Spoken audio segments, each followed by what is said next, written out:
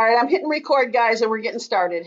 People will still be coming in as we go. So welcome, everybody, to our 11th Mastermind of the Oncologist membership group. It's our 11th because this is our, it will be the 1-year anniversary at UOR next week that this group has been in existence. So we're thrilled that you're all here in our usual way.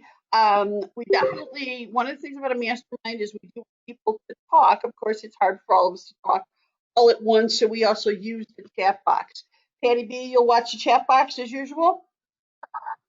Yes, ma'am. Thank you. And Jamie, I see that you're here. Are you going to take some notes as usual? Jamie? She's got her, have her mic on. Jamie's on the Yep, phone. I sure will, Patty. Okay, terrific. Thanks. Yep, I got it. Because what I'm going to do is I am going to then make it so I don't see that chat box, at least for this beginning part. I want to welcome everybody. Again, masterminds are the think tank of the dental codologist member community. This is where we dream big and dream for whatever it is that we want to change the world. And it takes all of us to do it in each of our ways. So I like to, as has been my tradition, I like to recognize everybody. And when I call your name, just say hi, turn your mic on, because I want to make sure that you can talk, because we do want to hear from everybody. Ella, have you arrived yet? Not yet? Alyssa, I know I saw you. Say hi, Alyssa. Hi, everyone. There she is. Angela, are you here yet? Not yet. Anne Marie? Not yet. Barb, I see you. Hi, Barb. Hi, how are you? Great to hear from you. Barbie. I'm here. There she is. Carol, I know you've already talked, but say hi to everybody. Hi, everybody. You always take things so literally. Kathy Smith, are you here yet? Not yet? Okay. I am. I'm here. Awesome. Great. Thank you. How about Lisa? Lisa Graziana, are you here? Hi, everyone. Terrific. By the way, thanks, Lisa, for stepping up for people at UOR. Colleen Huff, are you here yet, Colleen? Colleen is one of our office manager friends. She's an amazing speaker. If you ever get to hear Colleen present, she does a really good job. Connie Simmons, you're here, aren't you, Connie? I'm here after a 12-hour workday. I'm a little sleepy, but I'm here. Okay, well, we'll try not to put you to sleep. We'll keep you up. Denise, I think I saw you here. Say hi, Denise. Hi, everyone. Have a beautiful night tonight. Thank you. And I see Edie Gibson is here for the first time. Hey, Edie. Hey, Patty, I'm here. Absolutely. Oh, wonderful. So glad to have you and your expertise, particularly on this subject as well as about a million other ones. So we're thrilled to have you. Beth Deegan, are you here? Beth? Not yet? Okay. Ev Perilla. I'm here. Thank you, Bev. And by the way, thank Ed for doing the video, too. I appreciate that from the teledentistry book. Gayleen, Oh, you're welcome. Gayleen, I saw you here. Say hi, Gayleen. Hi, everybody. Great to have you. Jamie, we'll make it official now, even though you already answered. Say hi. Hello, everybody. Great to have you. John, you're here a second time. We're thrilled. Say hi, John.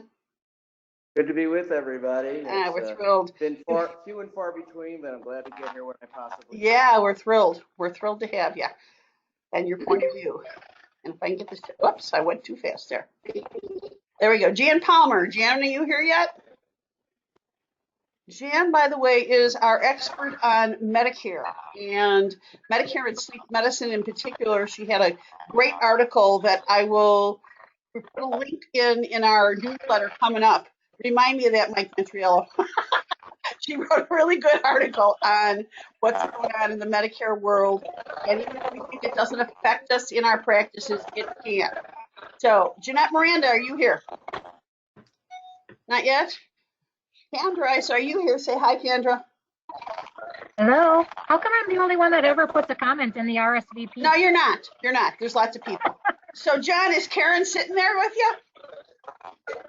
No, she's in New York. She flew back with the grandchildren this afternoon, and she's gonna be whooped. So I'm solo right now. You're solo. Ooh.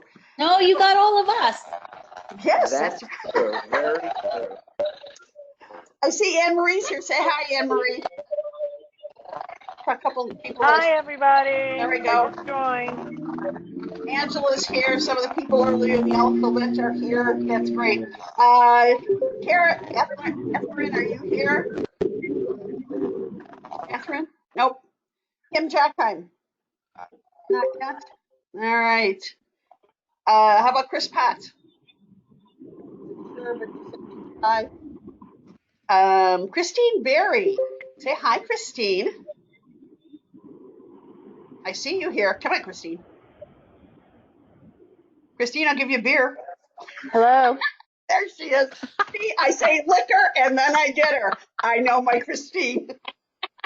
I knew that would get her. Oh, so glad you joined us. It's the first time that you've joined us. I think we all should get a beer then. Yeah, I think we all should get a beer. I agree. Whoever said that. Linda Jorgensen. Say hi, Linda. Hi, Linda. I'm drinking a glass of red wine. Oh, she's having her wine again. All right. Yes, I Linda's am. really creative with her glass of wine. We like that. Lisa Wadsworth. Say hi, Lisa. Hey, I'm here. Great to have you. Lynn Lawrence is here. Lynn is Patty Beeson's sister. Lynn, say hi. Is this your second or third one of these suckers? You should know where. Second. Your second. Okay, so you know everything about dentistry now, right? Maybe not? Okay. Oh, maybe after this one. Melissa, say hi. We will hear from Melissa specifically, but Melissa, say hi to everybody. Hi, everybody. Very excited to be here tonight. Yeah. Mary Kane was here, but she left already. Okay, Mary. I was just going to say hi to Mary. How about Michelle Race? Michelle, are you here? I got a Michelle. I don't have a last name, so is it Michelle Race or is it Michelle Strange? It's Michelle Strange. Oh, I'm thrilled to have you again. So your flight landed on time. Should we assume that? That's what Yes, I'm currently in an Uber. Okay, that's commitment. Thank you. And we had a great meeting last week, Michelle. Yes, we did. It was a wonderful meeting. Was that the ADOM meeting? What meeting was it? We met at MUSC to discuss strategies to get the good hygiene efforts going on in our school. Terrific, terrific. And Ventriello, I see you there. Rosie in the house. She's in the house. Michael PR's in the house. Okay.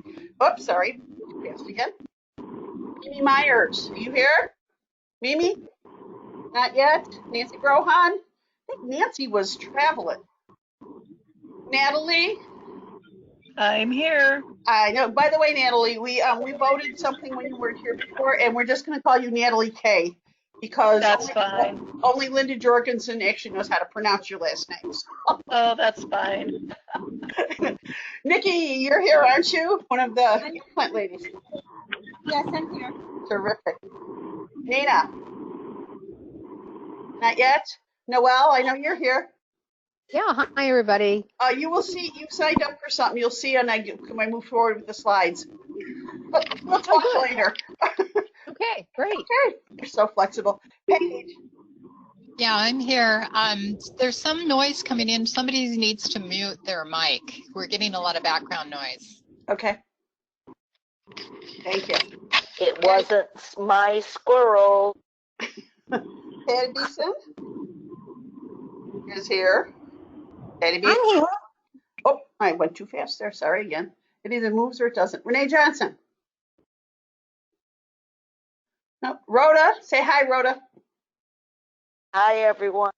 Thrilled to have you, Rhoda. This is the first time I think you've been at one of these meetings too, so thank you for attending. Yes. Sandra Berger. Oh, Sandy Rago. Sandy, are you here? No. Oh, Diana Corbin just came in though. Say hi, Diana. Hello, how are you? Great to have you. Sandra Berger, you're here? No. Okay, Sandra's here. I'm here. There she is. There she is. Siobhan? Healy? Yes, that's me. I'm here. Hello. Terrific. Thank you. Susie, I know you're here. Say hi, Susie. Yep, I'm here. Hi, everybody. And Susan Wingrove, you made a meeting. Hooray. I know. I'm sorry. No, it's great. It's wonderful. We're thrilled to have you. Thrilled to have you, especially on this subject. Tiffany. Tiffany here? Not yet. How about Angela? Angela, have you made it? I'm here. Terrific. Terrific. Trish Keena. Trish, are you here? Not yet? Okay. How about Val? Val? Nope. Debbie Z, I know you're here. You're here early on. Say hi, Debbie Z. Hello, Debbie Z. There we go. Jill? Hello, everybody. Thanks for being here. Lily?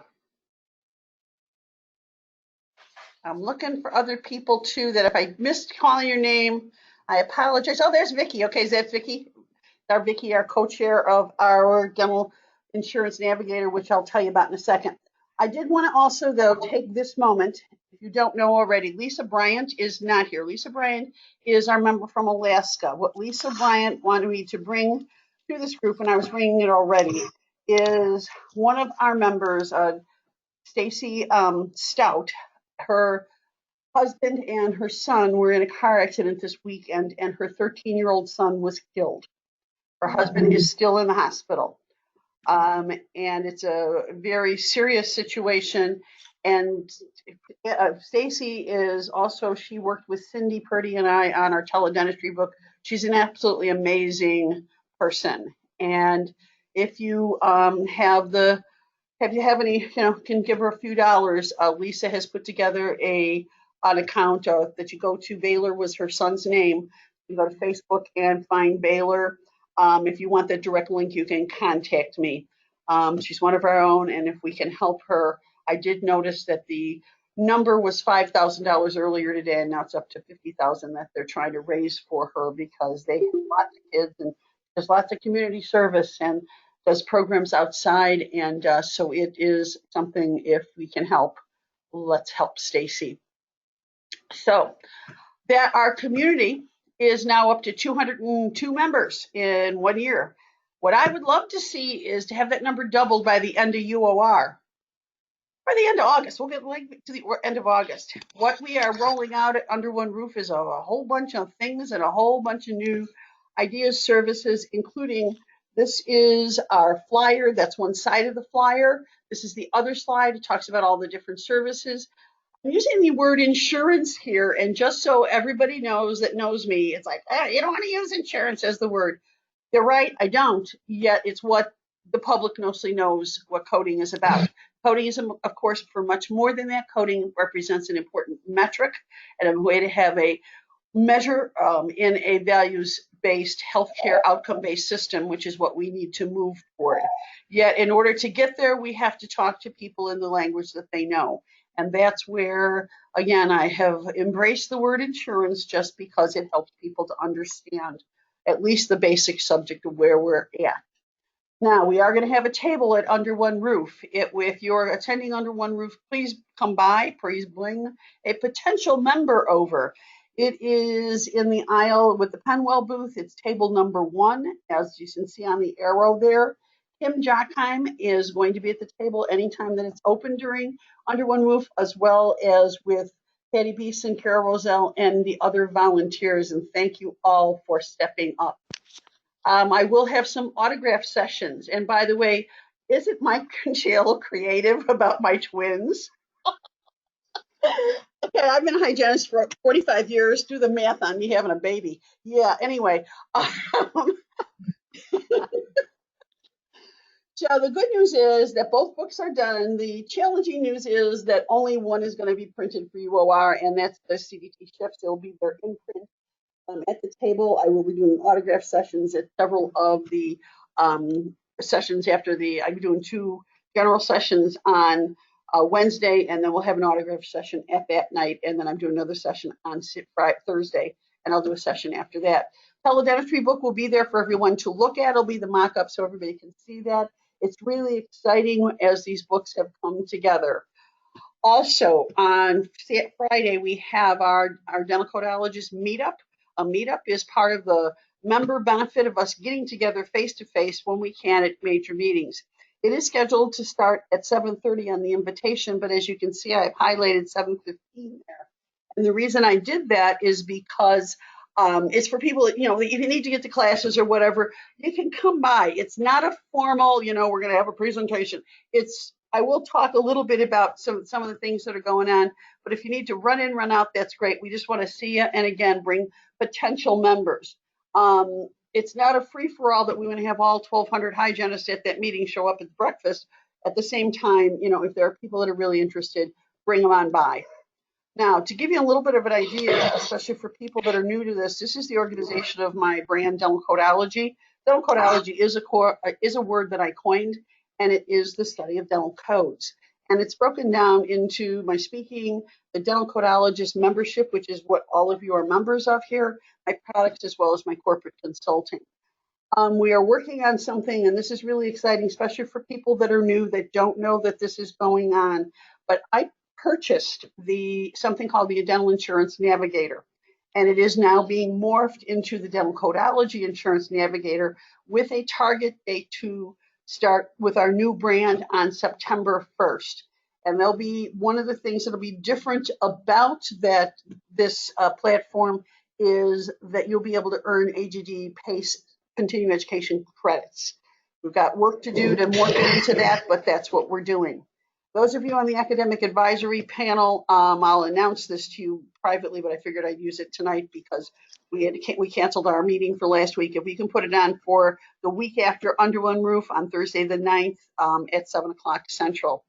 Also, those of you that are new to the network, our masterminds as well as our Codologist Consortium, which I'll explain in a second. Those meetings are all listed on my Dental Codology website. If you look at my speaking schedule, that's where if you want to look ahead, put the meetings on your calendar, they're all listed there.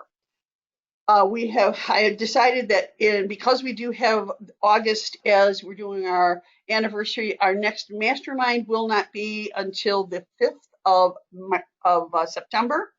And you can park that date on your calendar, and I'll give you a surprise announcement later as to who and what our subject will be for that next mastermind. Now, the mastermind, sometimes people get a little confused with the different things because it's like, oh, I'm getting invitations for this and for that, and what is it? Well, the Mastermind Think Tank, that's what this meeting is. This is held once a month, and it is for us to really brainstorm the world of oral care and oral care total health, because you guys have heard the mouth is connected to the body, no matter what ADA might say. By the way, Mike, another thing I want you to remind me, we want to put the link to the AOSH reply to ADA. You don't know what I'm talking about with this. There was an opinion piece in JADA, the Journal of the American Dental Association, I don't know, a month or two ago, that said basically it's premature to say the oral systemic connection actually is something real. AOSH came up with a fantastic reply. John, can I have you, John Kamis, can you just speak to that just for 30 seconds or so?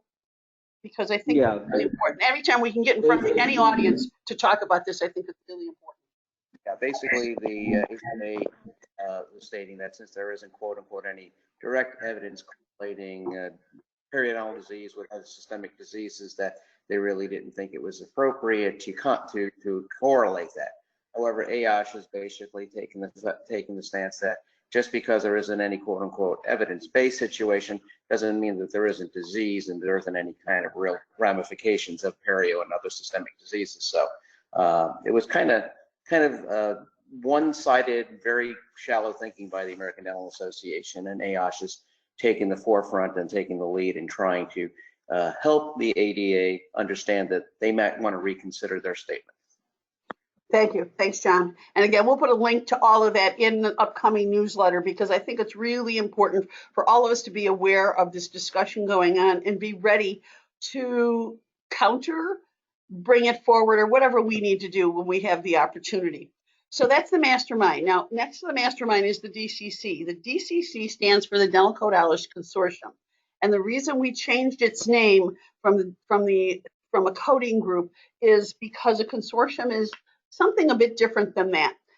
I want to laud Linda Jorgensen for coming up with this flowchart infographic about what our group is doing, because we're trying to take it from just a bunch of people getting together having opinions on codes to making it into something more formal. Our next meeting of the Dental Codology Consortium is on Sunday, the 12th of August at 7 p.m. The people that get invited to that meeting are people that have chosen to be on that committee. It is open. If you want to join us, you are welcome to join us.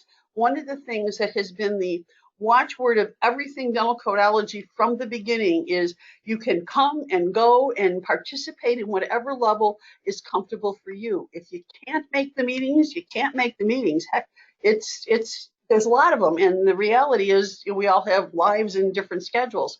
But if you want to be on the Dental Codology Consortium, contact me and I will add you to the list. And part of the reason is not because I don't want to invite everybody. I don't want to flood your mailboxes with stuff that you go, oh my gosh, not another one. Okay. So if you want to join us, please, it's open. We'd love to have you. And again, the next meeting is on Sunday, the 12th. What we are now, time is getting critical for the whole submitting codes for 2019.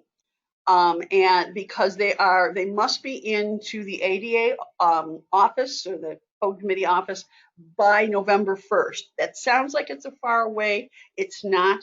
Last year we set a goal to have them into that office by October 1st. Why a month in advance? Because we wanted to make sure that we did everything and the format was right, so it didn't get tossed back to us on a technicality. We had decided with our DCC groups that we are going to break it down a different way than last year. Last year was around particular things. This year we have it around 5 different areas of what we are considering codes that we want to see changed, updated, or something added. As you can see, those groups go according to the same way the book itself is divided. So it's diagnostic, preventive, periodontal, implants, and adjunctive. It's not that let me tell you, if somebody on this group wants to see an endo code changed, hey, we'll work on that too. Or it's not that we're limiting ourselves, but this is where our decisions have been at thus far. We have a combination of, again, volunteers that have chosen through that poll that I sent out to say that you want to be on one of these breakout groups. And if you haven't volunteered for one, again, there still is the opportunity. And we have a chairperson for each group, and then we also have an advisor. And the advisor is from our advisory group of people that work with me to help me keep all the plates spinning. And as you can see, Linda Jorgensen has worked on, we do diagnostic. We need a chairperson under the diagnostic. Preventive, Howard's a great story of somebody that was on the committee, and he was the president of Colorado Hygiene Association. So he took a step away. He's taken a step back, and he jumped right back in to a leadership position. Kathy Forbes will work with him.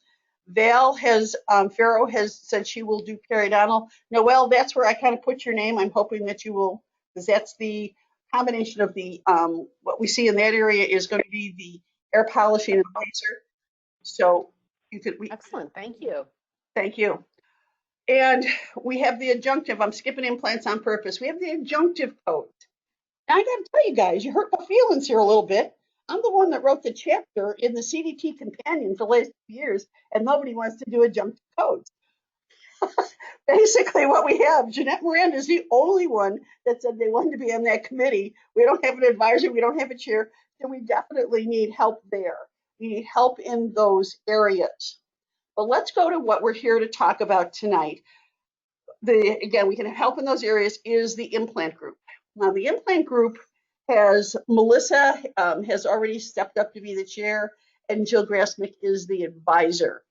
And we've already had 2 meetings. The first was they were kind of more informal. Let's just talk between us. And I asked them while we're on the phone with the last one, it's like, can we make you the official work group? And Marie De Palma has chosen to be on that group. Other people, if you want to be on the work group around coding around implants, and you maybe want to be after this discussion, that's the group. We need to do a mind meld. This is when I refer to my implant friends, I'm talking about the Dental Implants Uncovered Facebook group. Gotten to know 4 of them a little bit in the last few weeks, and they're absolutely amazing professionals. trying to make a difference. And they invite you, and I invite you all to, if you're not already a member of their Facebook group, go to their Dental Implants Uncovered Study group on Facebook and join. One of the points that was made on our phone call the other day was that there's 1,524 members, which is great, except I'll bet you there's more than 1,524 hygienists, dentists, and other people that should know a lot more about implants, how we're treating them, what we're doing with them. But again, I'm going to let somebody more expert than I am talk about that. One of the things that we need is more codes, particularly around all the maintenance areas, because this is an area that just, we've just got a few. And well, again, I will let the experts take the lead here. So Melissa, are you going to lead this, or who's going to lead? Which one of you is going to tell me what? I'm going to start it out, and we kind of all just are going to jump in if there's anything that anybody wants to comment on. Okay. So you just tell me when to change the slides. Yeah, okay, perfect. Okay, so before we get into some of the examples that we have, we brought to share with everybody this evening, as a practicing clinician, I could tell you every day while I'm working with my implant cases, what I'm doing compared to how I'm coding it is completely not related. So we really need to serve this population better, and we need to be able to evaluate our metrics better, and we all know how badly we need implant codes. So go ahead, Patty, let's just jump right in. So our edentulous population is growing. People are living longer, so they're losing their teeth as they age, and a lot of geriatric patients are looking towards implant dentistry as to restore their health and their mouth and function again. And as people are living longer, they're having this kind of work done. And we need to be able to really treat this patient population. Go ahead, Patty. So what we have here is just some examples of the advanced cases that we are used to working with. They're superstructures that are all implant retained. You can, if you look at this, it kind of, to me, it looks like something you'd find in the ocean, but this is someone's mouth. So we need to really be treating this accordingly. And there's a whole level of maintenance that's required that is beyond the traditional hygiene scope of practice. So it's just so important to make sure that we are creating these codes and moving into that arena so that we can really show that we have what we're actually doing, because a 1110 does not at all describe the treatment that this patient needs for maintenance. We can move on, Patty, to the next one. You do like bell, or what? Wait, Linda, didn't you have a bell? Linda Jorgensen had a bell at our meeting. A bell? I wish I had one. I'm usually the one that runs after the ringing bell here, so. So, and a lot of times what a lot of clinicians will say, is that when you see a patient like this sitting in front of you, you don't know what's lying beneath that. You don't know what's natural teeth. You don't know what's implants. So it's, our diagnostics are so important. Having this level of education is so important. And then, being able to have maintenance protocols that fit and suit these patients' needs is paramount. I'm going to ring my bell. That's gross. Yeah, that's a close-up of some pretty gross stuff right there. Go ahead and go again.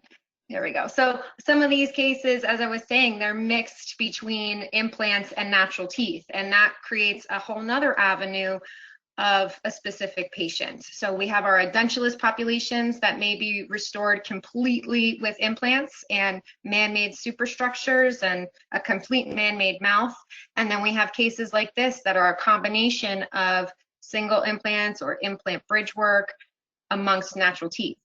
So we're really, every case is very, very different, some more complex than others, but implant dentistry, it's not cookie cutter. We really need to think about how we're gonna work these codes and how we can apply this to this patient population. You can go ahead, Patty. And then we have cases that are like this, where we have a lot of single implants and natural teeth. This is another example of that kind of need where we have that mixed dentition. And this, when you have implants with natural teeth, that creates a whole nother area of home care protocols and needs for this patient population to have long-term success with their implant dentistry and their natural teeth. Go ahead. And then there's more advanced cases like this with zygomatic implants, one that's still there, one that's lost. So removable prosthetic for this particular patient, and then the mixed dentition situation on the mandible. You can advance. And clinically, intraorally, this is what this same patient looks like with the bar with her prosthetic that then attaches to it. And then the next slide shows clinically what her mandible looks like. So you can go ahead to that one. And so again, this is just showing this mixed dentition and how each case is so specific, and it's very hard to put it all into one little box. One code will not suit these patients. Go ahead, Patty. This is an example of a removable maxillary denture that's seated with locator attachments and a complete natural dentition on the mandible. And I think that is the last. Oh, we got one more case. So this is another full hybrid case, older generation case with a hybrid fixed on the mandible and a removable prosthetic on the maxilla. And I think his clinical pictures are next, Patty. And so you can see the diversity of these cases, and that they're very complicated, and these patients need a specific treatment and a specific care that is not natural teeth talk. We can't be using the same words that we use with natural teeth, especially with a case like this. There are no natural teeth in this patient's mouth. So we need to approach cases like this in a completely different fashion. And we need the right metrics to support all that. So that, I believe, is my last slide. Yes, it is. So now it's time to talk. And if I can, before we open the discussion up, let me again emphasize something that I talk about all the time in my work, and that is why I had that thing about not talking about insurance. Talking about and thinking of codes only through the point of view of third-party reimbursement is incorrect. HIPAA has designated CDT as the standard code set for dentistry. What that means is in any records, you must be using the most accurate codes. We live in an electronic world. HIPAA is the Privacy Act, but it's also about the metrics part. One of the problems that we have right now, one of the many, is that right now the only place any metrics in an office goes is to a third party carrier. So there is a really important aspect of using the right code and coding for everything that we can. Now, I didn't say charge for everything we can. Fees and codes are different. Codes represent the care that was rendered, fee, and you can charge for whatever you want or not charge. I spent 2 days down at AAP just last week, where one day was a dental coding and one was a medical coding. And the person that taught that class was very firm in her belief that we only use codes if there's payment for them. And at the same time, though, she said we shouldn't be using codes only for payment. I don't know about you, but that sounds like the same thing to me. How about you? I mean, the idea that we have many, many more codes that we have available even now, even though there's only, I think it's 706 codes. 706 codes in CDT is absolutely ludicrous. We are moving toward a diagnosis-based, one of the problems, the biggest problems we have around coding at this point is that we really don't make a diagnosis on a regular basis. And diagnosis codes need to also be done and considered. As a matter of fact, you can optimize anything, even with third-party payment at this point, as well as create better metrics, because on box 34A of a standard ADA claim form is a box for 4 diagnosis codes. You can use ICD codes now. Kendra that's on the call, as well as some other people that have already done some of the cross-coding dental medical. We need to get our heads there. We need to start thinking in diagnosis, because when we talk about ICD, now we're talking about 27,000 codes in just one book. And there's this other book, another book, another book. And I'm not trying to be daunting here. What I'm trying to say is this is the reality where we're at.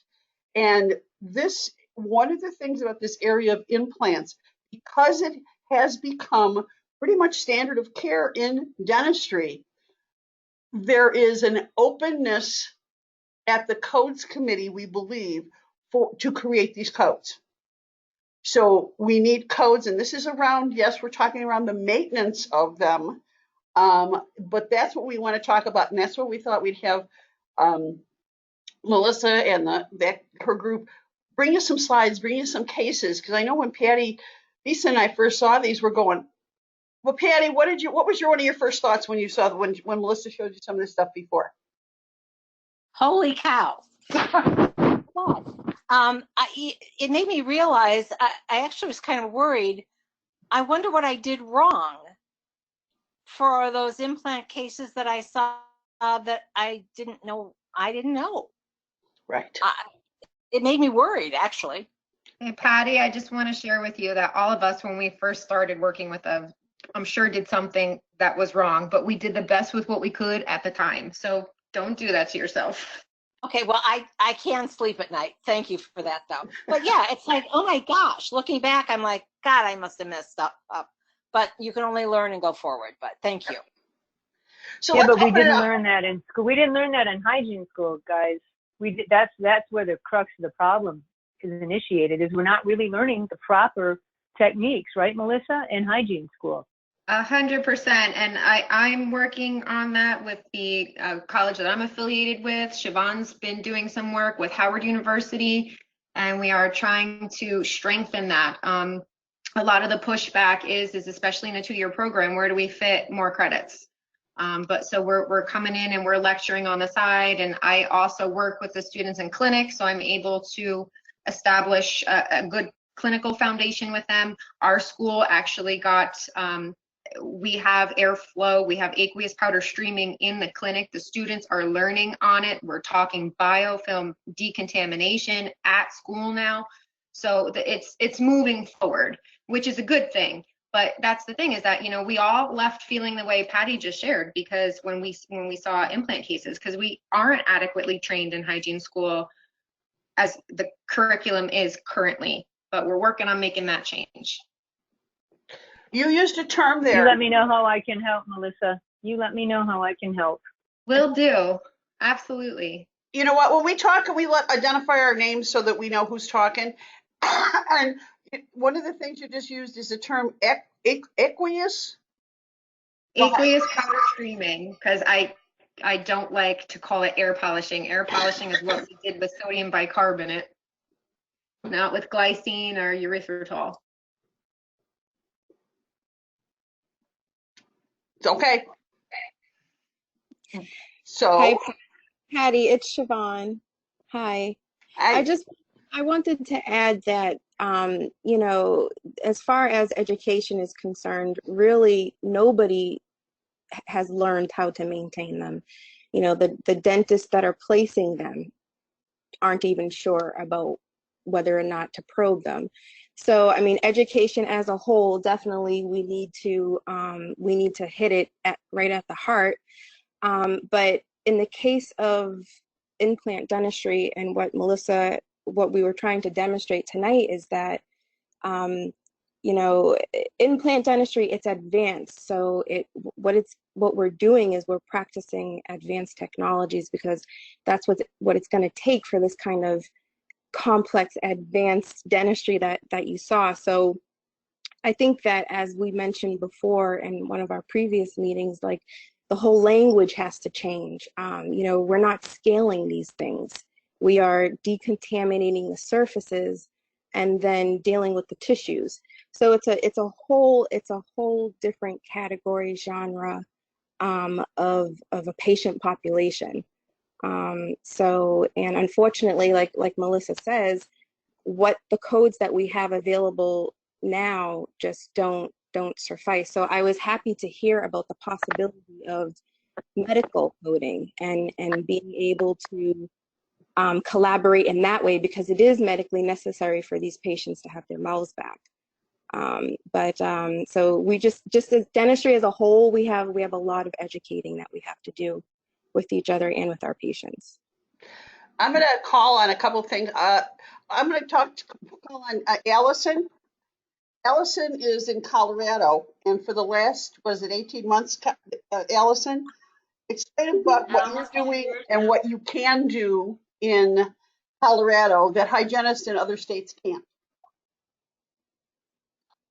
Well, I'm not sure what I can do versus what others in other states, because I don't know all the other state rules. But the biggest difference with Colorado is the ability to, diagnose. So when I'm seeing patients that still have some natural dentition as well as implants, the dentist doesn't usually come in to do any exam unless there's a problem or a concern, because I can diagnose and I can refer them back to private practice for their natural teeth. But the majority of the patients that I'm seeing are all in screw retained implant dentures, so basically I'm using torque wrenches and, taking off these, full hybrid arches, removing them, doing soft tissue management, assessing.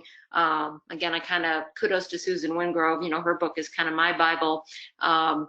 Learning how to do with, visual inspection, digital palpation, checking percussion, checking for mobility, looking at radiographs, all those things that are, assessing the health of the implant, and then treating accordingly, whether or not you need, debridement, or you need ultrasonics, or you do the glycine powder air polishing if there's mucositis. So all those things are kind of dictated by initially the assessment and then establishing an appropriate recare.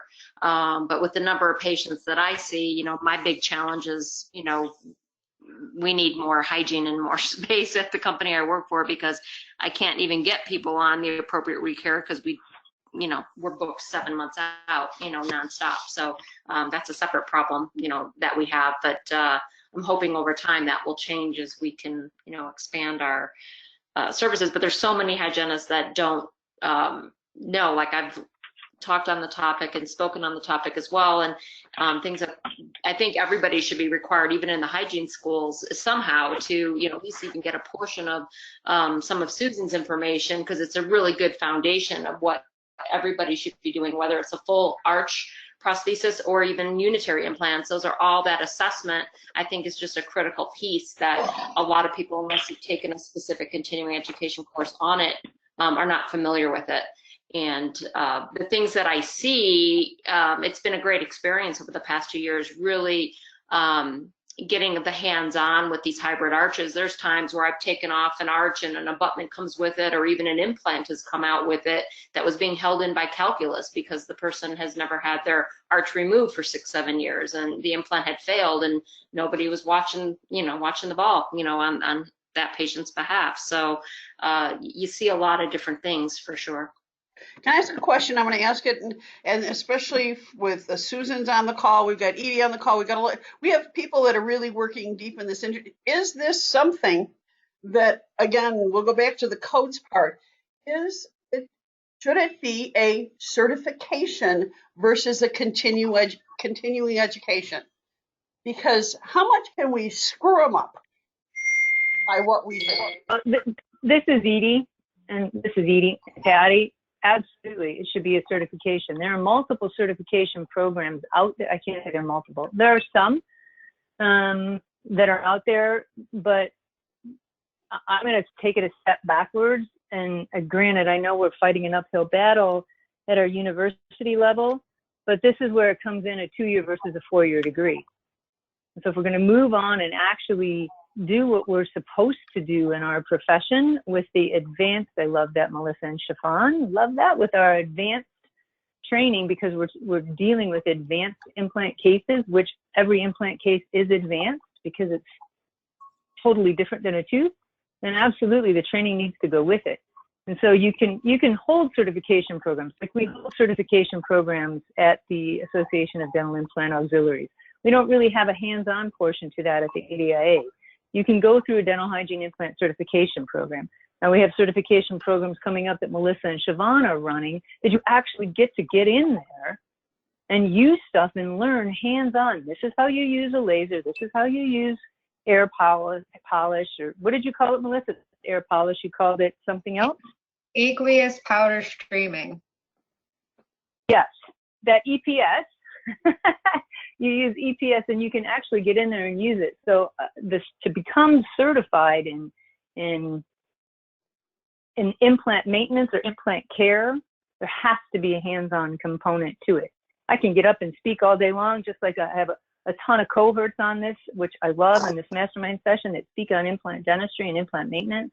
But do we deliver a hands-on portion to it? You got to get in there with the instrument. Susan does a hands-on portion. That's what we need in a certification program. And I'll get off my pulpit. Thank you, Edie. Really, Susan. Patty? Oh, yeah, I'm here. I'm one. You know, I think that really I've really upped the number of hands-on programs that I'm going to do next year. Thanks to Noel and Action for that. And they, you know, I think that when we see people come through, I see that we really need that. And then I've also doing a lot of home care workshops as well, because the home care is also really, really important for these implants. So I can see it kind of both ways. We have a good code for taking off a full fixed, and we have a couple others, but we don't have like just a general implant code that would be really nice to give the people some, you know, direction in doing an assessment, and then that assessment of that single implant each time they see the patient would be great if that could have a code, and it should have a code. And so there's a few different codes I could see that we really, really need. And we do need actual people doing hands-on programs. I'm glad Melissa and the others are doing them too. This is great, because I think there's a difference in doing single implants than doing the full fixed implants. So I'm going to start doing both of those on hands-on courses, but you know, the more the merrier, you know. So I think that's what we're going to have to do, is get out there and do as many as we can to get people set up with that. And just if they can at least get the assessment part. Thank you, Allison, for that, because I think the assessment is really, really critical if we're going to help our patients make these last for as long as possible. That's why when I redid the perio protocols in my CDT Shifts book, I did it off of ADPI, because until we use some kind of consistent structure between us, and ADPI, we all were required to learn in hygiene school, whether we remembered or not, or we went to school before it actually existed. That's true, some of us. Anyway, but it's the assessment, diagnosis, plan, treatment, evaluate. I mean, we need to have processes, not just get in there and flail. And that's one of the challenges that we have. Now, here, one of the questions, John, you had something to say, and then I want to bring something else that can bring it back around to coding. But John, you said something else too. Yeah, basically, I think that we're missing a really important basic component here. It's patient education. How the hell are they going to maintain these things if we don't ever educate them? We don't even educate them on how to take care of their natural teeth. How many of the doctors that you know in doctors' offices actually spend time one-on-one to train their patients how to manage their dentition in the current state that they are? We are great at telling them what to do. We're horrible at showing them what to do. And so, frankly, the bottom line here is, before we can treat, we need to educate. That's where you all come into play. That's where I come into play. We have to help our patients take firm responsibility of these things. We can maintain them, and we can try to blast them, and we can try to fix them all that we want. The problem is that as long as we continue to prevent our society from learning how to take care of themselves orally, we're all in a deep stuff right now. So I commend you all to want to try to create codes, and I encourage you to do that. And I certainly encourage you to create certification programs, you know, that we can all have our entire team, including a lot of the docs out there that may be doing it by the seat of their pants as well. We we need a basis to start from the ground up. Education, management, maintenance. Those are the things that can be done. And unless we start to clarify to the ADA and to our insurance companies that your and my educating of the patient is the best mechanism to save premium dollars down the line. And until we get that message across, everything else fails. And there's a way that we can get that message across. Boy, you couldn't have teed it up better for me there, John. Thank you. Here's my belief. An implant is a failure. What I mean is that when someone needs an implant, it's the failure of our preventive system in the first place. That we got that bad off, that we had to remove, and now we have this false thing. And I don't know how good these false things are. They're still false things. And I know that sounds really dramatic, but I think that's one of the problems that we have just as a basis is, do we really even believe in health? Or are we just going to believe in managing disease? It's been said over and over, we can never cure periodontal disease, we can just manage it. And as long as we believe that all we can do is manage it, all we're ever going to do is manage it. And I'm not saying that this discussion is really important, but the other part of it is when it comes to codes, we already have codes, more codes for education aspect than we're using. I talk about the D1330, that's a simple one, that's oral hygiene instructions. But what about the D9630, which is behavior management by report in 15-minute increments? There are 4 case management codes now. 2 of those case management codes are specifically when you need to improve the patient's oral health literacy.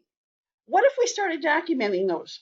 Well, it makes a difference how we document, because we, for a long time, and a lot of people have used antibacterial irrigation as part of their perio protocol. We didn't have a code for it.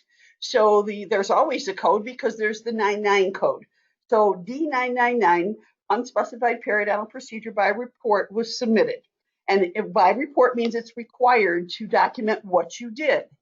So what happened is in 2013, the insurance carriers themselves, the National Association of Dental Plans, came to the coding committee. They put a submission in for a code for irrigation. One of their rationales was that it had been submitted over 500,000 times under the D499 in 2013 alone. What I'm saying here is how we code influences coding, what codes we get, what happens down the line. We need other codes to measure things and have metrics. We talked about a single implant code. We talked about, but we really need to think this through on what codes we need, because what are the really important metrics for these type of cases? Is there a whole case code that should be different? Should there be? There already is a separate section in the implant. There is an implant section in the code book. Should the management codes go in there? Should they have their own part of the perio section? Should they have their own part? Those kind of decisions we don't necessarily make, but all of those discussions are really important in the thinking behind this coding thing. And somebody else, what else? What other? I know that the chat has been really active. So somebody say something out loud. What do we got here going here, Patty? Hey, this is Vicky. I had put a question in the chat box. Melissa, thank you so much for the great slides. And Patty or whoever can answer this question. When you go to present these codes to the committee, are you allowed to show them slides and stuff like this? You're not. It's not slides per se, but in the documentation, there's actually a place that you can put in pictures, and you can put in lots of science. There's always, like everything else, you don't want to bury these code members, because if you go bury them too much, they're not going to read it. So there's a fine balance. But yeah, you will see we use photos, we use the science, we use the evidence, we use all of that in the documentation and the argumentation behind codes. Now, we had a code that and Noelle, I'm going to call on you on this one because I can't remember what we called it. Remember, we didn't want to call it air polishing, so the code that we submitted was, what did we call it, Noelle? Related to biofilm disruption. Okay. Subgingival biofilm disruption. And talk to them about how that all went. Pretty flat. It was over before it even started, and so it was. But it wasn't. On one hand, you say, "Gee, that's so discouraging," but on the other hand, to have the opportunity to present and to see what we need to do differently next time was certainly a great opportunity. Yeah. And it's a great opportunity for change because with the AAPs coming out with their 2017 is the International Classification System. They are going to be, they're looking at lots of changes. Now, at my meeting last week, they were talking about the changes that they're going to need to submit even to ICD because the terms in ICD in the medical realm are not accurate based on what, and it's a lot of it's just language because the idea of acute and aggressive, those terms are all gone. So it's interesting where this is all at with all of this, the coding world all the way around. But what happens, and I think if anybody here has been involved with any politics in their state, when the door is open for change, that's when you can get other things through. So there's opportunity here. I think there's particular opportunity in this realm of implants. So other thoughts, other discussion. Patty, it's Melissa again. I just wanted to address a couple of things about the two current codes that we have, the 6080 and the 6081. The 6080, in my opinion and with my practice, is a little bit of a challenge because, and Miranda Beeson, I think you could speak to this too. I know that you also work with your doctor in this component. We have to schedule it in a very puzzle kind of way with the schedule because in my state, I cannot take the superstructure off. I can't torque down screws, and I don't know honestly that I would want to. I would need extensive training before I would go ahead and feel comfortable doing something like that.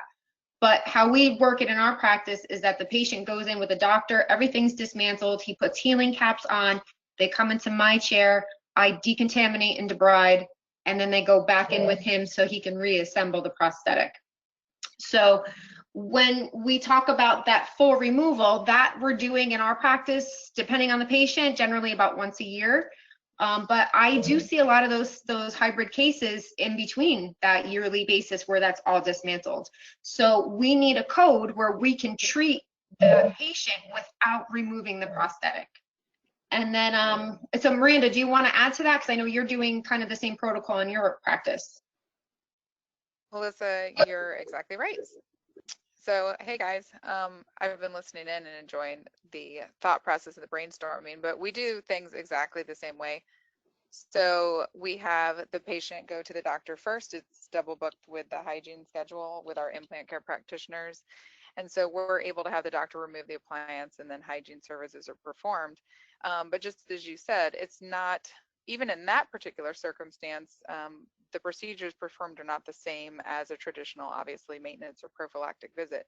And so even worse comes into play when the prosthetic is not removed at those 3-month intervals otherwise, and charging out a 1110 is obviously not the same procedures that we're performing on these cases. And speaking to the aspect of OHI and helping to motivate patients move towards care and maintenance of those, like being able to incorporate something in same-day service that implements that aspect of it as well would be, I think, monumental, because we're not coding for what we're actually doing in these cases at this time because there's just no appropriate code. What you just said there is really important when it comes to the argumentation to the committee, that they're almost, the way the codes are currently done, it almost puts you into a situation of committing fraud. It does, and there's a bigger concern as well when you get to the documentation side, because that aspect is incredibly important as well. And the templates and documentation that we have set up, there's not even a way to really document without creating a whole new template for the services we're providing during that procedure. And so that just kind of doubles back on the fact and kind of evidence behind the fact that we're not doing the same things. And if we're not coding appropriately for what we're doing, it would be the same as if we were not documenting appropriately for what we're doing. Actually, it is two, in my opinion, the same thing. Documenting and coding are the same thing, really. That's what I'm talking about when I brought up the HIPAA thing. And they really are one and the same. And we got to start thinking through it that way, because if we aren't properly coding, we're not properly documenting. Yeah, Patty, in my office, we did the exact same thing as the previous two speakers. And we tried to use the implant maintenance coding where feasible, but sometimes that was rejected by the insurance companies in our reimbursement rates for them. So there is a need to have, as the previous speakers have said, we need to have a more defined mechanism of action to make sure that we are not putting ourselves in jeopardy, as also has been indicated. So I agree 100%. Yeah. Any other thoughts? Anybody want to join the implant committee that isn't on it now? Because again, it's open. The more we have people get involved, the better it is. The more voices. And one of the things about the coding committee, so those of you that don't know, is it is an open hearing. It is an open room. There are the 21 members that sit around the inner table, and on the outer table, there's their advisors, but there's room for the audience. And for the last 2 years, we've represented ourselves well. It's a lot of the people that are here that are on this group that were also in a previously on the dental hygiene coding focus group. Last year, we had 12 people participate. This year, we had 10. The more we can get in there, the more that we can have the testimony and evidence-based testimony, not our opinions, but evidence-based testimony. And that's what's good. That's what rules the day. When you submit codes and nobody shows up to support them, they don't listen to them at all. We got so heard so well even by showing up, but the reality is that we need to be there. We need to be there.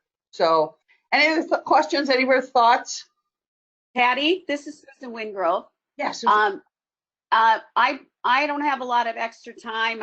I'm sorry to say, to do another committee, but I would be happy to, like if one of the committee members wants to send me different, of what your codes that you're trying to put together, I could actually put some like hardcore references or research behind it, so that when you go to present it, I don't know if that helps or not, but I would be happy to try to find the wording and maybe a good, solid, like, here's why you have to do this. Here's the research to follow it. And I think that's exactly what what I'm talking about with this group is everybody gives what they can give, and it's all accepted very graciously and happily. I know when we were talking about prophylaxis, and we had a prophylaxis breakout committee last year, we had people that their job was they went and researched everywhere they could to find definition of prophylaxis that were in print and articles or whatever. So yeah, having all of that helps in every way possible. So thank you, Susan, and thank you to anybody that because you may not be the talker, you may not want to be don't have time for the committee, but if you can do some research, great. We're happy that you're here and listening. That's what I'll do for you. Thanks. All right, guys, thank you so much again. We try to keep these to an hour. Again, get involved. The implant, the ladies that put this together, they're fantastic. They put together, that's a resource. That's a place for us to go and talk about things. The future's ours to create, and I really believe that we're up to it. We're stronger together. Thank you all for this hour tonight, just particularly East Coast people. I know it's getting late for you. And if I can be helped, it's Tuesday this week. I'll be around all week until UOR. I'll look forward to seeing you, those of you that come to UOR next week. If you're not coming, then I will look forward to seeing you on another meeting. So thank you so very, very much, everyone. Good night. Thanks, Patty. Good night. Thanks. Good night, everybody. Good night.